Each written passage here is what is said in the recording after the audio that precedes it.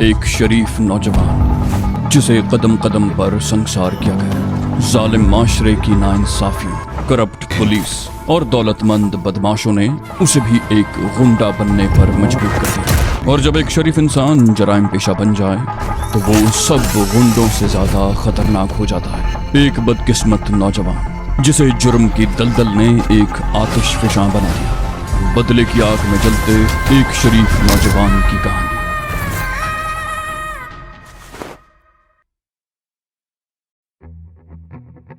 समीना कमरे से बाहर निकली तो हॉल में रखे हुए फोन की घंटी बज रही थी। वो चंद लम्हे सोचती रही, फिर आगे बढ़कर रिसीवर उठा लिया। वो आवाज बदलने की कोशिश करते हुए बोली, हेलो। हेलो के जवाब में दूसरी तरफ से शारिक की आवाज उसकी समात से टकराई। मैंने तुम्हारी आवाज पहचान ली है समीना, मैं शारिक हूँ। समीना जल्दी से बोली, अरे कहाँ गायब हो तुम? घर के तमाम दरवाजे खुले हुए हैं और तुम्हें न पाकर हम परेशान हो रहे थे। शारिक की आवाज आई, अरे परेशान तो मैं हो गया था। बारिश तेज हुई तो मुझे ये परेशानी हुई कि तुम लोगों का क्या होगा। मैं तुम लोगों को लेने के लिए घर से निकला था और दरवाजे इसलिए खुले छोड़ गया था कि अगर तुम लोग वापस आ जाओ तो कोई परेशानी ना हो। बहरहाल तुम लोग जो कारनामा अंजाम देकर गए हो उसका मुझे पता चल गया है। कुछ देर पहले मैंने पीर साहब को बड़े गुस्से के आलम में अपने आदमियों के साथ अहाते से निकलते हुए देखा था। समीना चौंक गई, बोली, ओ क्या पुलिस वहां पहुंच गई? शारिक बोला, नहीं अभी नहीं, मैं टेलीफोन पर तफसील से बात नहीं कर सकता। 1 घंटे में पहुंच रहा हूं, आकर सब बताऊंगा। समीना बोली, जल्दी से आ जाओ, हम सब बेचैनी से तुम्हारा इंतजार कर रहे हैं। दूसरी तरफ से लाइन मुनक़ता हो गई। उसने रिसीवर रख दिया और करीब खड़े हुए नौलक्खे और शाहपरी की तरफ देखने लगी। नौलक्खे ने सवालिया निगाहों से उसकी तरफ देखा, बोला, शारिक का फोन था, कहाँ है वो? समीना बोली, वो हमें बारिश से बचाने के लिए लेने गया था और इसलिए तमाम दरवाजे खुले छोड़ गया था कि अगर हम इस दौरान वापस आ जाएं तो हमें कोई परेशानी ना हो। फिर कुछ देर खामोश रहने के बाद वो बोली, शारिक के पास हमारे लिए एक सनसनीखेज खबर है। हाजी को अपने अड्डे की तबाही का पता चल गया है। यहाँ आने के बाद शारिक तफसील से बताएगा। वो 1 घंटे में पहुंच जाएगा। नौलखा बोला, ये तो वाकई बड़ी सनसनीखेज खबर है। अब हमें बेचैनी से शारिक का इंतजार है, वो आ जाए तो तफसील मालूम हो। समीना बोली, रजिया तुम चाय बना कर ले आओ, इस वक्त बड़ी शिद्दत से तलब महसूस हो रही है, और तुफैल से कह दो कि वो अंदर आकर कपड़े बदल ले। ये कहकर वो एक सोफे पर बैठ गई। रजिया अपने असल हुलिये में आ चुकी थी। उसने कपड़े भी ढंग के पहन लिए थे। वो समीना की तरफ देखती हुई किचन में चली गई। इस दौरान तुफैल अंदर आ गया। वो सर्दी से कांप रहा था। उसने अंदर जाकर कपड़े बदले और जब बाहर आया तो कंबल ओढ़े हुए था। वो एक सोफे में धंस गया। सर्दी से उसके दांत बज रहे थे। नौलखा उसकी तरफ देखते हुए बोला, ओए तुफैल, क्या हुआ है तुम्हें? भाई जवान आदमी हो, इतनी सी ठंड बर्दाश्त नहीं कर सकते। मुझे देखो, बूढ़ा आदमी हूं, मैं भी तो तुम्हारे साथ ही गया था। तुफैल बोला, आपकी हड्डियां पुरानी हो चुकी हैं उस्ताद जी, उन पर गर्मी सर्दी का असर नहीं होता। पुरानी हड्डियों वाली बात पर समीना मुस्कुराए बगैर न रह सकी। कुछ ही देर के बाद रजिया चाय बनाकर ले आई। ट्रे में 5 कप रखे हुए थे। गरम गरम चाय से भाप निकल रही थी। उसने ट्रे मेज पर रखी थी और एक कप उठाकर सबसे पहले नौलक्खे की तरफ बढ़ा दिया। नौलक्खे ने तुफैल की तरफ इशारा किया, बोला, उसे दो पहले, देखो सर्दी से कांप रहा है, गरम गरम चाय पीकर शायद ठंड कम हो जाए। रजिया बोली, मैं अभी इसकी ठंड का बंदोबस्त करती हूँ। ये कहते हुए उसने कप तुफैल के सामने कॉफी टेबल पर रख दिया और दूसरों को चाय देने के बाद वो अपने कमरे में चली गई। कुछ देर के बाद वापस आई तो उसने एक गोली तुफैल की तरफ बढ़ा दी। बोली, लो ये गोली निगल कर चाय पी लो, सर्दी खत्म हो जाएगी। वो खुद नौलक्खे के करीब ही सोफे पर बैठ गई और अपना कप उठाकर हल्की हल्की चुस्कियां लेने लगी। चाय पीने के साथ साथ वो लोग सूरत हाल पर भी तबसरे करते जा रहे थे। रजिया ने चाय का घूंट लेते हुए कहा, हाजी को कैसे इत्तला मिली होगी कि उसके अड्डे पर कोई कार्रवाई हुई है? नौलक्खे ने कहा, हाजी को किसी कार्रवाई की इत्तला नहीं मिली होगी। उसे मालूम है कि पुलिस उसे और उसके खुफिया अड्डों को तलाश कर रही है। और फिर बागबानपुरे वाला अड्डा तबाह करने के बाद समीना ने भी उसे कोई दूसरा अड्डा तबाह करने की धमकी दी थी। वो उस धमकी को महज गीदड़ भपकी नहीं समझा होगा। उसने अपने उन अड्डों की हिफाजत के लिए मजीद इंतजामात किए होंगे। हमने जब बंद रोड वाले अहाते की निगरानी शुरू की थी तो वहां सिर्फ एक आदमी था और बाद में उनकी तादाद 3 हो गई थी। हो सकता है हाजी इन हिफाजती इंतजामात का जायजा लेने के लिए आया हो और वहां की सूरत हाल देख कर बौखला गया हो। समीना ने मुस्कुराते हुए कहा, मुझे अफसोस है कि उसकी बौखलाहट न देख सकी। नौलक्खे ने कहा, तुम्हें कभी न कभी ऐसा मौका जरूर मिल जाएगा। अभी तो हमें बहुत कुछ करना है। ऐसा मौका जरूर आएगा कि हम सब उसकी बौखलाहट, बल्कि नहीं, उसे पागलों की तरह अपने सर के बाल नोचते और कपड़े फाड़ते हुए देखेंगे। रजिया बोली, मैं तो उस खबीस को कपड़े फाड़ते हुए नहीं देख सकती। समीना ने उसे घूरा, बोली, क्यों? फिर बोली, ओ समझ गई। दूसरे भी शायद रजिया की बात समझ गए थे। वो सब मुस्कुरा दिए। गरम गरम चाय पीने और गोली खा लेने से तुफैल की हालत वाकई संभल गई थी। उसकी कपकपी खत्म हो गई और उसने कंबल भी उतार कर एक तरफ डाल दिया। चाय खत्म करने के बाद उनकी बातें जारी रहीं और फिर गाड़ी के रुकने की आवाज सुनकर तुफैल जल्दी से उठकर बाहर निकल गया। वो शारिक ही था। गाड़ी बरामदे के सामने खड़ी करके वो अंदर आया तो सब अजीब सी नजरों से उसकी तरफ देखने लगे। शारिक समीना के करीब सोफे पर बैठते हुए बोली, तुम लोग चाय पी चुके?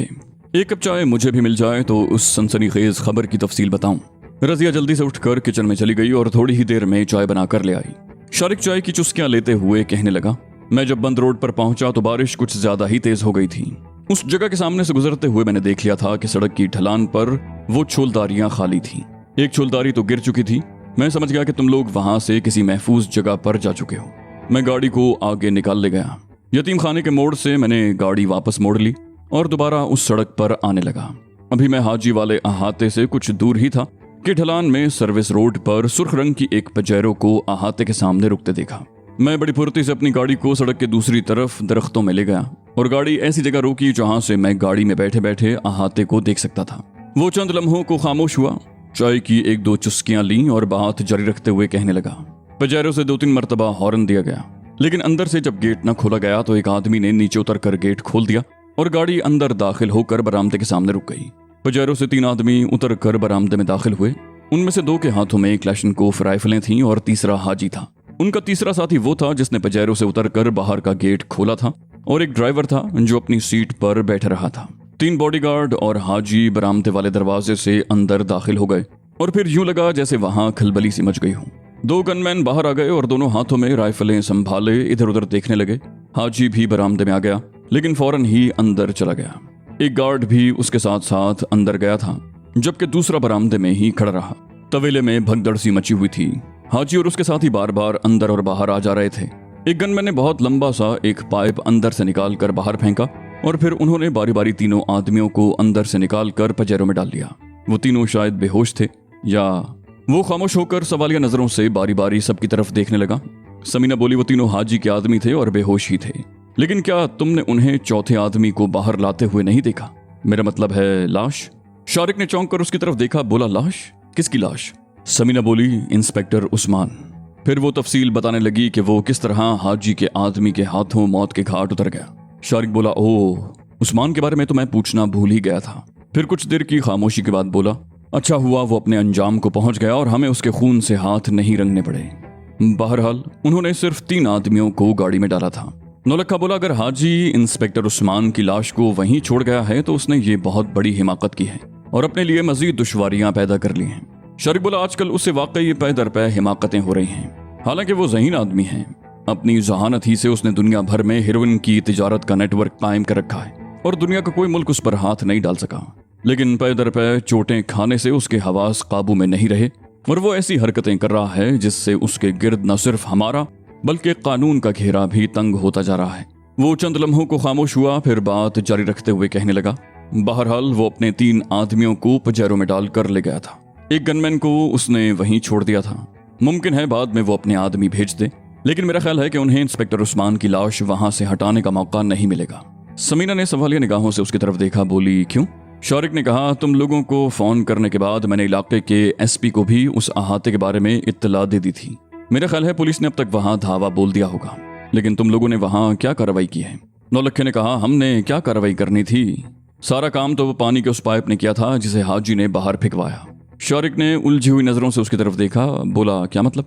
समीना बोली, मैं बताती हूँ। हमने बागबानपुरे वाले अड्डे पर हेरोइन को जलाया था तो उसके जहरीले धुएं से वहां के लोग बुरी तरह मुतासिर हुए थे। हेरोइन को आग लगाना हमारी बहुत बड़ी गलती थी, लेकिन जहां हमने वो गलती नहीं दोहराई। अलमारियों में सजे हुए हेरोइन के तमाम पैकेट फाड़ कर फर्श पर फेंक दिए और तहखाने में पानी छोड़ दिया। हम लोग उस वक्त तक तहखाने से बाहर नहीं निकले जब तक हमें यकीन नहीं हो गया कि सारी हेरोइन पर पानी फिर गया है। उसके बाद हमने पाइप वहीं छोड़ दिया था ताकि हेरोइन पूरी तरह पानी में हल हो जाए। नौलखा बोला, हम तो हाजी के लिए हेरोइन का शरबत बनाकर आए थे, अब पता नहीं उसे पसंद आया होगा या नहीं। समीना ने हसरत भरे लहजे में कहा, काश हमें ये मालूम होता कि हाजी कहाँ गया है, मैं उसे फोन करके उसकी खैरियत दरियाफ्त करती। शारिक बोला, पहले मैंने सोचा था कि उसकी पजेरों का ताकुब करके उसका नया ठिकाना मालूम करूं, लेकिन ये सोचकर उसके पीछे नहीं गया कि उसे कोई शुबा ना हो जाए। लेकिन ये कोई बड़ा मसला नहीं है। शाम से पहले पहले उसके नए ठिकाने का पता चल जाएगा। समीना ने सवालिया निगाहों से उसकी तरफ देखा। बोली, वो कैसे? शारिक ने मुस्कुराते हुए कहा, शफकत। ये वही शख्स है जिसके घर में पिछले दिनों हाजी अब्दुल्लाह पनाह लिए हुए था और फिर उसने हाजी को वहां से चलता कर दिया। तुम्हें इंस्पेक्टर उस्मान की बातें याद होंगी। उसने बताया था कि शफकत हाजी से कुछ बदगुमान सा हो रहा था। उसने अपनी जवान बेटियों का भी जिक्र किया था। हो सकता है कोई ऐसी बात हुई हो जो उसे नागवार गुजरी हो और उसने किसी बहाने हाजी को अपने घर से चलता कर दिया। शफकत से हाजी के नए ठिकाने का पता चल सकता है। समीना की आंखों में चमक सी उभर आई। बोली, गुड। शफकत जैसे आदमी से हाजी का पता उगलवाना ज्यादा मुश्किल नहीं होगा। ठीक है, शाम को हम दोनों उसके घर चलेंगे। नौलक्खे ने उसे घूरा। बोला, तुम्हारा दिमाग तो नहीं खराब हो गया लड़की? समीना मुस्कुराई, मेरा दिमाग बिल्कुल दुरुस्त है। हाजी का पता मालूम करने के लिए उसे एतमाद में लेना जरूरी है। उसकी जवान बेटियों के हवाले से मेरे जहन में एक ऐसी तरकीब आई है जिससे वो खुद ब खुद जबान खोलने पर मजबूर हो जाएगा। नौलक्खे ने पूछा, और वो तरकीब क्या है? समीना चंद लम्हे खामोश रही, फिर उसने फौरी तौर पर जहन में आने वाली वो तरकीब बता दी और फिर वो सब मुख्तलिफ पहलुओं से उस मंसूबे का जायजा लेने लगे। हाजी अब्दुल्ला उस रात वसंतपुरा में शफकत के घर से रुखसत होने के बाद गुलशन रावी के एक मकान में मुंतकिल हो गया। यह मकान उसके एक बहुत छोटे कारिंदे रबनवाज की मिल्कियत था। रबनवाज बहुत छोटा सा कारिंदा था। उस जैसे लोग हाजी अब्दुल्ला जैसे शख्स के करीब आने का तसव्वुर भी नहीं कर सकते थे। लेकिन जब हाजी के एक मोतमिद खास करामत ने उसे बताया कि हाजी चंद रोज के लिए उसके घर में रहना चाहता है तो उसकी बातें खिल गई थी और वो अपने आप को दुनिया का सबसे खुशकिस्मत आदमी समझने लगा था। 10-12 साल पहले तक गुलशन रावी एक वीराना हुआ करता था। पहले यहाँ नौ नारिया नाम का एक छोटा सा गांव था जिसे शहर से मीलों दूर समझा जाता था। उससे आगे जरई जमीनें थी जहां हरी भरी फसलें हुआ करती थीं। मुल्तान रोड के दूसरी तरफ समनाबाद के बाद आबादी बढ़ी तो लोग उस तरफ का रुख करने लगे। पहले नौ नारिया गांव के आसपास आबादी होने लगी और फिर ये आबादी फैलती चली गई। जरई जमीनें गायब हो गईं और हर तरफ पक्के मकान बनने लगे।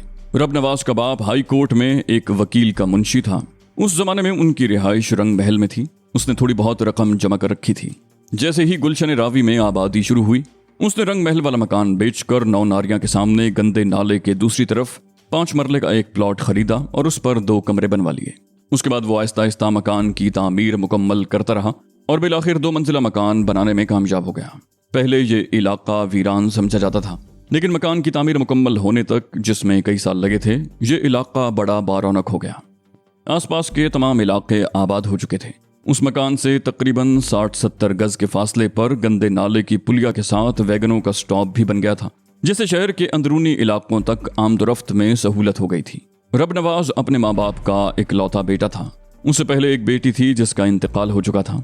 इकलौता होने की वजह से रबनवाज को माँ बाप की तमाम तर तवज्जो हासिल थी। जरूरत से ज्यादा लाड प्यार ने उसे बिगाड़ दिया। बाप का ख्याल था कि वो उसे वकील बनाएगा, लेकिन रबनवाज वकील तो क्या, वकील का मुंशी भी न बन सका। बाप ने मारपीट कर उसे मैट्रिक तो करवा दिया था, लेकिन उससे आगे वो न पढ़ सका। उसने मैट्रिक भी 3rd डिवीजन के सबसे निचले दर्जे में किया था।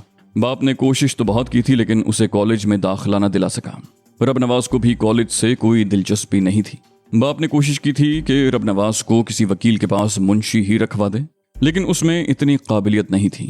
एक वकील के पास 1 महीने से ज्यादा न टिक सका। उसने एक केस के फाइल की फोटोस्टेट बनवा कर मुखालिफ वकील को दे दी, जिसका पता चल गया और वकील के मुंशी ने उसे मारपीट कर निकाल दिया। रबनवाज इसी किस्म के काम करता रहा। बाप ने जरा सख्ती शुरू की तो वो और बिगड़ गया। आवारा लड़कों के साथ दिन भर घूमता रहता और फिर उसने रातों को भी बाहर रहना शुरू कर दिया। माँ बाप उसके गम में घुले जा रहे थे। उसकी आवारगी का सिर्फ एक ही इलाज उनकी समझ में आया, रबनवाज की शादी कर दी। आबिदा एक बहुत गरीब घर की लड़की थी, बेहद हसीन और सीधी सादी सी लड़की थी, जिसकी उम्र उस वक्त 18 साल से ज्यादा नहीं थी। माँ बाप का ख्याल था कि शादी के बाद रबनवाज सुधर जाएगा, सर पर जिम्मेदारियों का बोझ पड़ेगा तो कोई ढंग का काम धंधा भी करने लगेगा। बाप ने उसे बादामी बाग लारी अड्डे में स्पेयर पार्ट्स की एक दुकान पर रखवा दिया, लेकिन 2 महीने बाद चोरी के इल्जाम में वहां से भी निकाल दिया गया। बाप ने सारी जमा पूंजी खर्च करके रबनवाज को रिक्शा ले दिया। रिक्शा चलाने में उसका कुछ दिल लग गया। उसने हीरा मंडी को अपना मरकजी अड्डा बना लिया। वो किसी तरफ से भी घूम फिर कर हीरा मंडी पहुंच जाता। यहाँ उसकी कुछ ऐसे लोगों से दोस्ती हो गई जो माशरे में पसंदीदगी की निगाह से नहीं देखे जाते। रबनवाज को रिक्शा चलाते हुए 6 महीने हो गए। वो जो कुछ भी कमाता इधर उधर खर्च कर देता। उसे जुए की भी आदत पड़ गई थी। हीरा मंडी ही में दूसरे रिक्शा ड्राइवरों के साथ बैठकर वो जुआ खेलता। कभी तो अपना सब कुछ हार जाता और कभी कभी कुछ जीत भी जाता। घर के अखराजात उसका बाप पूरे कर रहा था और इसलिए रबनवाज को घर की कोई फिक्र नहीं थी। और फिर एक रोज रबनवाज के माँ बाप ट्रैफिक के एक हादसे में हलाक हो गए। सियालकोट में रबनवाज का चचा शदीद बीमार था। उसके माँ बाप उसकी इयादत के लिए जा रहे थे कि गुजरावाला के करीब बस हादसे का शिकार हो गई। उस हादसे में 16 अफराद जाँ बहक हुए थे, जिनमें रबनवाज के दोनों माँ बाप भी शामिल थे। रबनवाज अब हर पाबंदी से आज़ाद हो गया था। जब तक माँ बाप जिंदा थे उसकी बीवी आबिदा को कोई फिक्र नहीं थी, लेकिन अब उसे भी परेशानियों का सामना करना पड़ता। अखराजात की तंगी और दीगर मसाइल उसकी सेहत को भी मुतासिर करने लगे। वो जब अखराजात के लिए रबनवाज से बात करती तो वो लड़ना शुरू कर देता। उस रात रबनवाज 2 बजे के करीब घर वापस आया था। आबिदा उसके इंतजार में जाग रही थी। उस रात उसने कुछ खाया भी नहीं था। घर में कुछ था ही नहीं तो वो खाती कहाँ से। आबिदा ने रबनवाज से कहा, तुम सुबह जाते हो और आधी रात के बाद आते हो, तुम्हें कुछ घर का ख्याल भी है? रबनवाज ने उसे घूरा, बोला, क्यों, घर को क्या हुआ? आबिदा बोली, घर में राशन नाम की कोई चीज नहीं है, मैंने आज कुछ खाया भी नहीं। अगर रिक्शा चलाने से कोई आमदनी नहीं हो रही तो इसे बेचकर कोई और काम क्यों नहीं कर लेते, जिससे 2 वक्त की रोटी तो मिले। रबनवाज बोला, मैं सुबह से रात तक तो घर से बाहर रहता हूँ, कोई सवारी नहीं मिलती तो क्या करूं, कैसे खर्च पूरा करूं घर का? तुम भी तो मेरा कुछ साथ दो ना। दूसरी औरतें अपने शौहरों के लिए कितना कुछ करती हैं। आबिदा ने उसे घूरा, बोली, मैं क्या करूं? मैं पढ़ी लिखी तो नहीं हूं कि किसी दफ्तर में नौकरी कर लूं। लोगों के घरों में बर्तन कपड़े धोने का काम कर सकती हूं, लेकिन यहाँ सब लोग हम जैसे ही हैं। औरतें घरों का काम खुद ही करती हैं, किसी में नौकर रखने की हिम्मत नहीं, मुझे काम कौन देगा? रबनवाज ने उसे पकड़कर अपनी तरफ खींचते हुए कहा, तुम्हें ऐसे काम करने की जरूरत भी नहीं है मेरी जान। ये गोरे गोरे नाजुक हाथ लोगों के बर्तन कपड़े धोने के लिए नहीं है, ये तो लोगों की जेबों से नोट निकालने के लिए है। आबिदा ने उसे घूरा, बोली, क्या मतलब? तुम क्या कहना चाहते हो कि मैं लोगों की जेबें काटना शुरू कर दूं? रबनवाज बोला, मैंने ये नहीं कहा। लोगों की जेबों से नोट निकलवाने के और भी तरीके हैं। तुम अपने आप को देखो, कितनी हसीन हो। तुम जैसी हसीन औरतें तो हुस्न का लश्कारा देकर लोगों की जेबें खाली करवा लेती हैं। मैं रिक्शा चलाता हूँ, सारा दिन देखता रहता हूँ, ऐश करती हैं वो औरतें। आबिदा एक झटके से पीछे हट गई, बोली, क्या तुम्हारी गैरत मर गई है जो मुझे इस किस्म की बातें सिखा रहे हो? तुम मुझे भगा कर नहीं लाए जो मुझसे इस किस्म के काम करवाना चाहते हो। मैं तुम्हारी बीवी हूँ, इज्जत हूँ, शर्म आनी चाहिए तुम्हें ऐसी बातें करते हुए।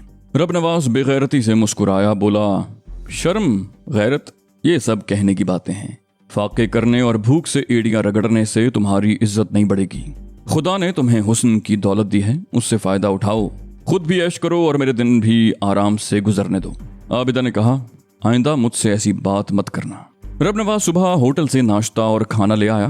नाश्ते के बाद वो जाने लगा तो आबिदा की तरफ देखते हुए बोला, मेरी बातों पर गौर करना, ऐश करोगी। आबिदा दिन भर पड़ी रबनवाज की बातों पर सोचती और कुड़ती रही। उस रात भी उसे भूखा रहना पड़ा था और फिर ये रोज का मामूल बन गया। रबनवाज खुद तो बाहर से खाकर आता और आबिदा भूखी पड़ी रहती। वो हर रात उसे समझाने की कोशिश करता कि उसकी बात मान ले तो उसे फाकों से निजात मिल जाएगी। 1 हफ्ता गुजर गया और फिर एक रात रबनवाज वापस आया तो उसके साथ एक आदमी भी था और फिर उस रात आबिदा की इज्जत नीलाम हो गई। सुबह जब रबनवाज घर से निकला तो आबिदा दरवाजे तक उसे छोड़ने आई थी। रबनवाज ने घर से निकलते हुए कहा, आज रात मैं जल्दी वापस आ जाऊंगा, मेरे साथ कोई और भी होगा, कपड़े जरा ढंग के पहनना। जवाब में आबिदा ने सिर्फ मुस्कुराने पर ही इक्तिफा किया। उस रात रबनवाज 11 बजे घर वापस आया। उसके साथ एक और आदमी भी था। वो रिक्शा मकान के सामने रोककर दरवाजे की बेल बजाता रहा, लेकिन बहुत देर तक अंदर से दरवाजा न खुला तो रबनवाज परेशान हो गया। वो दीवार कूद कर अंदर दाखिल हुआ। कमरे का दरवाजा खुला हुआ था। उसने बत्ती जलाई तो उसके मुंह से बेख्तियार हल्की सी चीख निकली। आबिदा पंखे से लटकी हुई थी। उसके गले में दुपट्टे का फंदा पड़ा हुआ था। उसकी आंखें और जबान बाहर लटकी हुई थी। फर्श पर एक कुर्सी उल्टी पड़ी थी और दूसरी कुर्सी पर एक कागज पड़ा हुआ था। रबनवाज ने वो कागज उठाकर देखा। आबिदा 5-6 जमात पड़ी हुई थी। आड़ी तिरछी और शिकस्ता हैंडराइटिंग में लिखा था कि वो खुदकुशी कर रही है। उसने रबनवाज पर ऐसे इल्जामात लगाए थे कि अगर ये पर्चा पुलिस के हाथ आ गया तो वो लंबी मुद्दत के लिए अंदर हो जाएगा।